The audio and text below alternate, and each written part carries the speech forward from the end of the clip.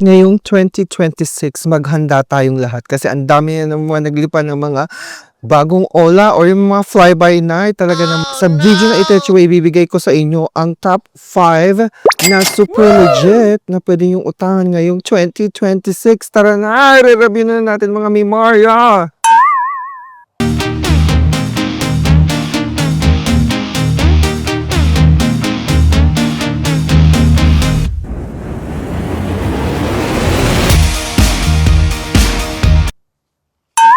So ayun na nga mga Memorya. So talaga naman iwas-iwasan natin yung mga fly-by-night ng mga ola ngayong 2026. So syempre ang utangan natin yung mga super legit na mga online lending app or mga loan app. Kagaya nitong 5 Itechu na babanggitin ko.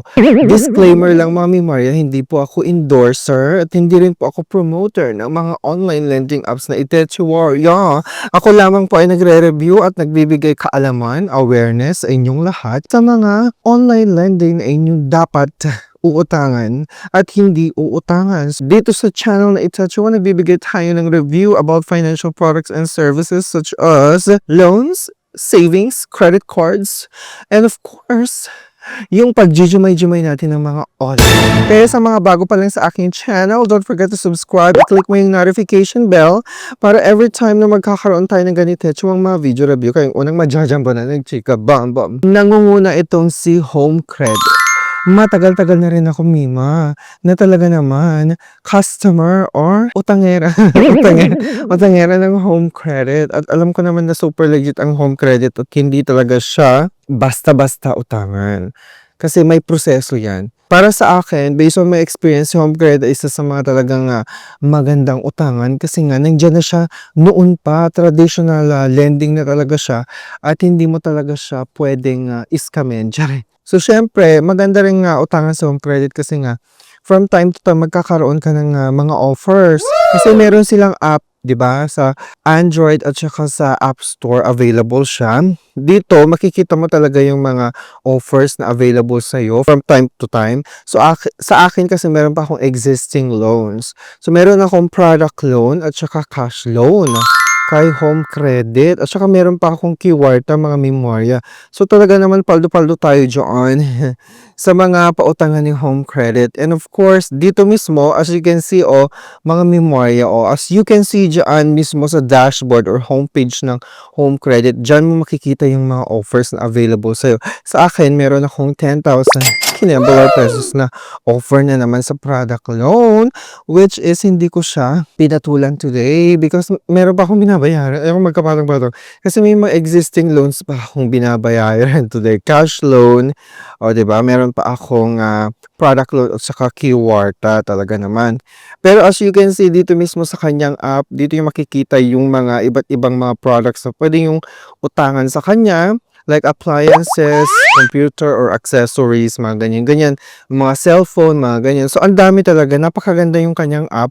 Very slick and simple lang talagang intindihin. At meron pa silang mga pa-awareness or financial awareness something dyan na po pwedeng yung basa-basahin ng mga simple games about mga kajutangan, ganyan-ganyan.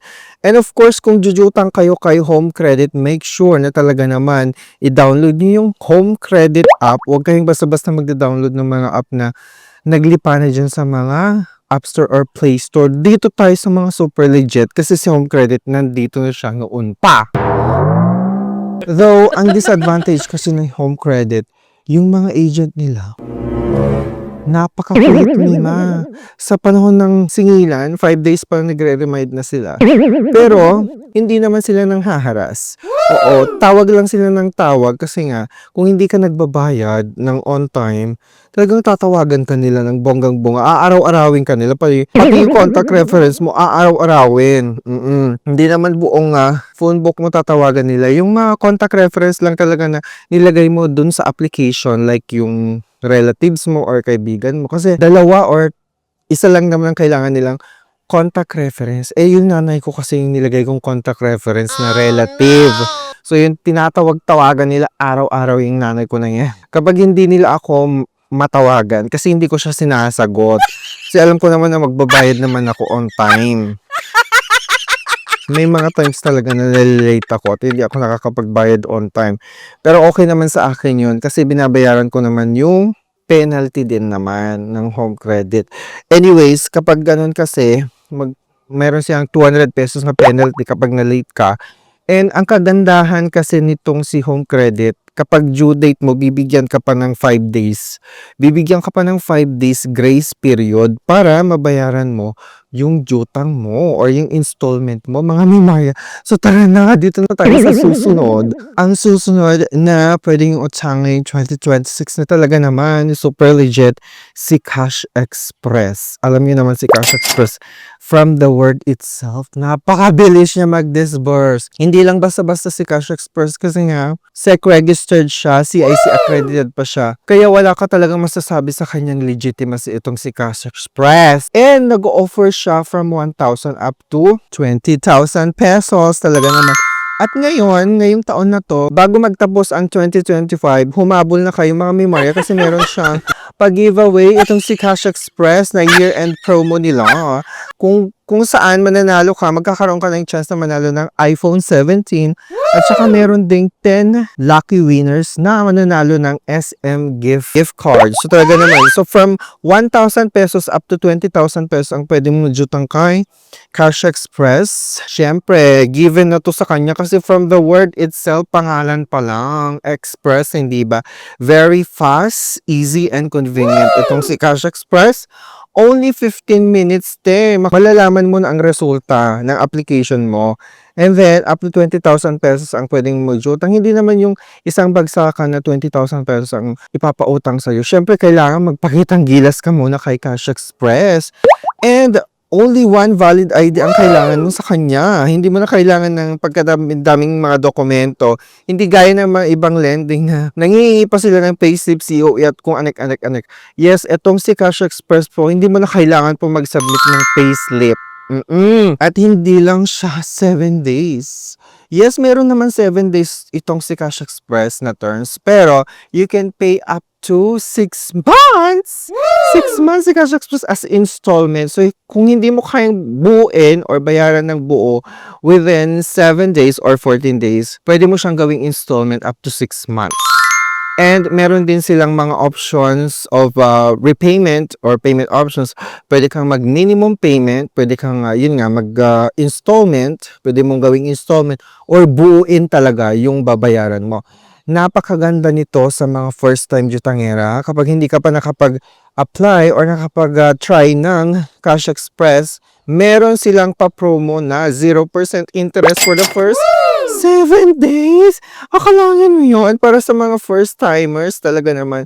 Ngayon, dumako na tayo sa ating susunod na super legit na pwedeng jutangan na yung 2026, mga mima. Walang iba kundi si Honey Loan! Charot! Napasigaw tayo today kasi nandito ako ngayon sa probinsya. Ang taray, syempre bakasyon grande tayo kasi nga Pasko at saka bagong taon. Oh, etong si Honey Loan, sikat na sikat siya sa Europe. Oo, totoo yun kasi nga best online lending company pala si Honey Loan.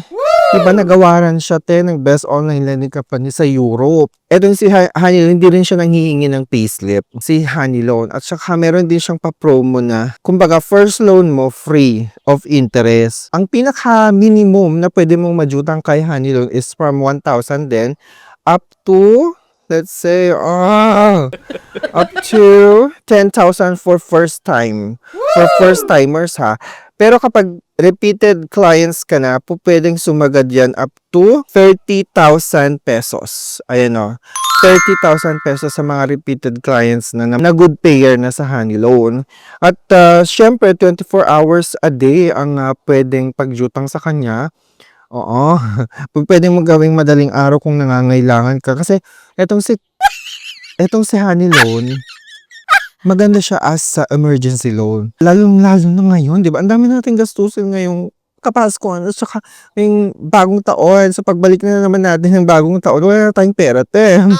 So, maganda siyang gawing emergency loan kasi kapag nagipit ka, di ba? At naubusan ka ng kapondohan dahil ang dami mong binigay na mga ayuda sa inyong mga inaanak at kapamilya, pwede mong jutangan si Honey Loan. Effortless ang kanyang pag-utang. Smooth as honey. Talaga naman. 100% online, tita. So, meron din naman siyang app. Pero ang nire-recommend ko kay Honey Loan, sa website nyo na lang siya, applyan. Kasi kapag app, magda-download ka pa ng kung anek-anek, diba? At saka hindi masyadong safe kapag may dina-download tayo. Kaya iwas-iwasan natin. Okay, pwedeng gayahin din itong si Honey Loan ng mga ibang OLA or mga fly-by-night OLA na magpapanggap sila kuno na Honey Loan. Pero pag check mo sa app, pag pasok mo sa loob, diba, nakapag-apply ka na kung ano-ano pangalan ang ibibigay sa'yo, te. So, mas maganda, dito tayo sa kanilang website mag-apply. Meron akong link dito sa comment section. I-click nyo lang yung link na yan. Super legit yan para ma-direct na agad kayo dyan sa application process. Hindi mo na kailangan mag-submit ng COE. Mas safe pa kasi online or sa website mismo, diretso. At meron din silang pa-offer na for new clients. As you can see, 0% interest din for new clients. So, you can also do a term of up to 12 months. So, parang installment lang din siya, te. So, balita ko marami nang na-approve dito. Oo. Marami na nga na-approve based doon sa link na binigay ko sa inyo. Sa mga nag-a-apply sa akin through a link na super legit link. Marami na ako nakikita nag-a-apply at na-approve talaga naman. So, ang tip ko lang sa mga ibang hindi na-approve, yung mga nare-reject, make sure na tama yung binibigay nyong ka-impormasyonan sa application mismo ninyo. Kasi kapag mali-mali yan, i-verify yan, te, mare-reject kayo kasi may tatawag from Honey Loan just to verify na ikaw yung nag-a-apply. At syempre, i-check nila yung information mismo na ibinigay nyo sa application, kagaya ng address, cellphone, saka yung employer ninyo, di ba? I-verify niya yan kung totoo yung mga inilagay ninyo. Kasi meron akong experience one time na na-reject ako kasi nga namali ako ng sabi sa agent na tumawag sa akin to verify yung aking current address. Ang naibigay ko, yung aking previous address. So yun, rejected a case. Kaya tip ko sa inyo, make sure na current yung impormasyon na binibigay nyo sa application. And of course, ang ating susunod at pang-apat sa ating top 5 na pwedeng yung jutan ngayong 2026 I see. Finbro! Yes, si Finbro, mga memorya. Meron din siyang 0% interest for your first loan. Itong si Finbro. Finbro got your back.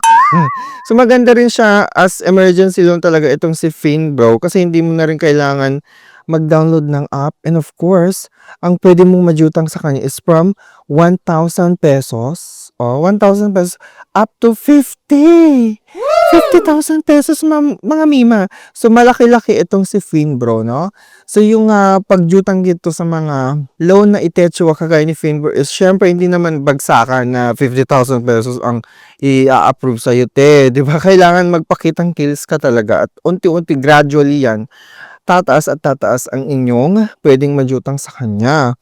And of course, mababa rin ang kanyang pa-interest. Meron din silang tinatawag na borrower's advantage package. Kung gusto niyo lagyan yung option or package na yan sa application niyo, pwede naman, optional naman yon. Pero ang kagandahan kasi ng borrower's advantage package ni Finbro, talaga naman mapoprotektahan yung mga utang ninyo kay Finbro. Kasi in times of like situations na wag naman sana yung mga lindol or pagbaha, talagang bibigyan kayo ng magandang offer or payment options si Finbro kapag nagkataon na nangyari sa inyo yon at meron kayong borrower's advantage package na option doon sa mismong niloan ninyo, talaga naman baka hindi na pabayaran sa inyo yung interest, di ba? So, mas maganda na meron kang borrower's advantage package din kasi. So, isang valid ID lang din ang kailangan mo kay Finbro at saka selfie lang para magpatuloy sa application. O ang ingay ng aso, gusto yatang jumutang tong aso na daw. Hindi mo na rin kailangan ng payslip dito, mga mima. And of course, sa loob lamang daw ng ilang minuto, malalaman mo na kung approve ka o hindi. So, napakabilis din talaga.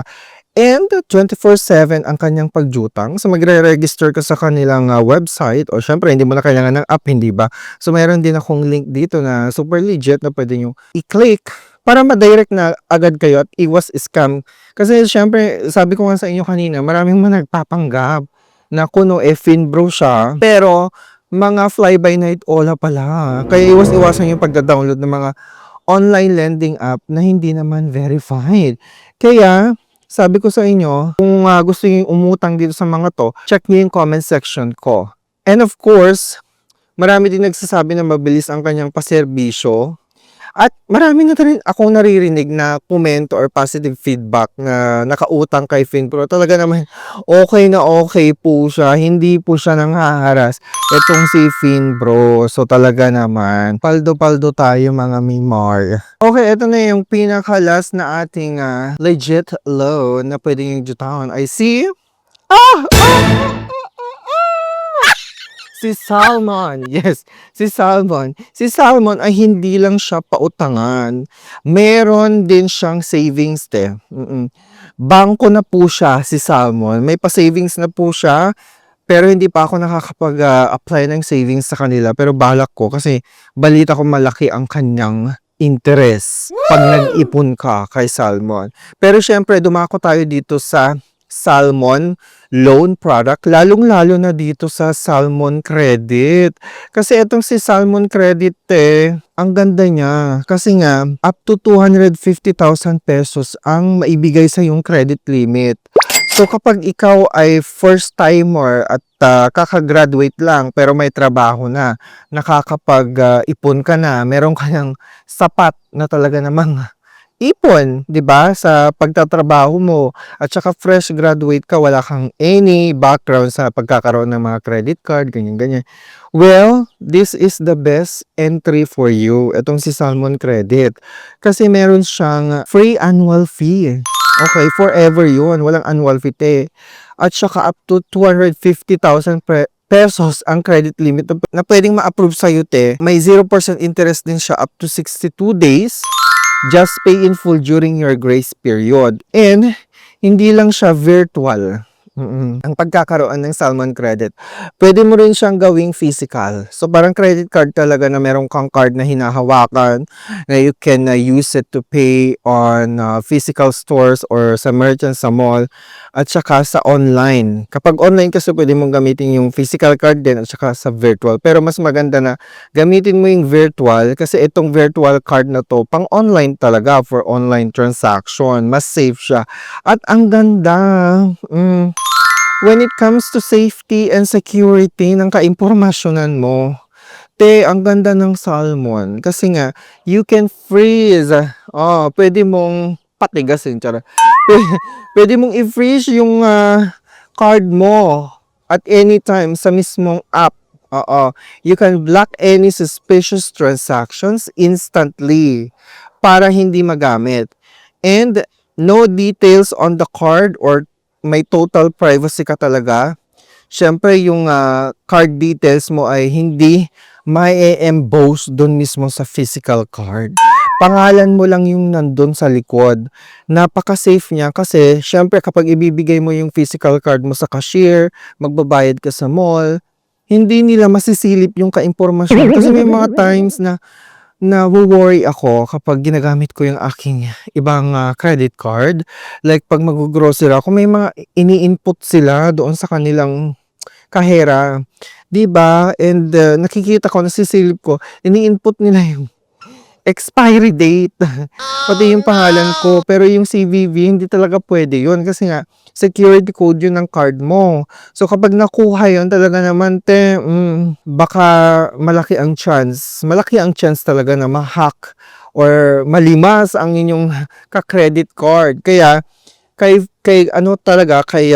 Salmon Credit, hindi mangyayari yan. Kasi wala kang makikitang sensitive detalye sa card mismo ninyo. Yung account name mo lang, yung pangalan mo.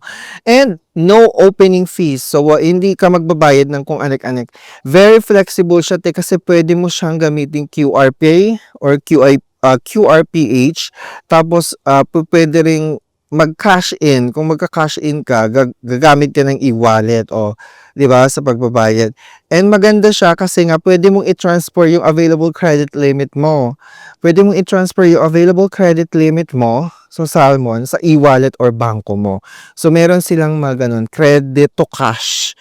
Okay, kung sawa ka nang gamitin yung card mo at virtual virtual card, pwede mong i-cash out yung natitirang credit limit mo, gawin mo na. I-transfer mo na, te. So, ganun siya. So, kung naiisip mo na, na magkaroon ng ganitong magandang feature ng isang revolving credit or parang credit card na rin, itry mo mag-apply kay Salmon Credit. Meron akong super legit link dito sa comment section. I-click mo lang yan para ma-direct ka na agad sa application process ni Salmon Credit. So yun lang mga Mima, mag-iingat pa rin sa mga bagong OLA na nagliliparan ngayon. Kasi ang hirap-hirap, baka ma-scam kayo sa halip na makakaahon tayo ngayong 2026, puro scam na lang.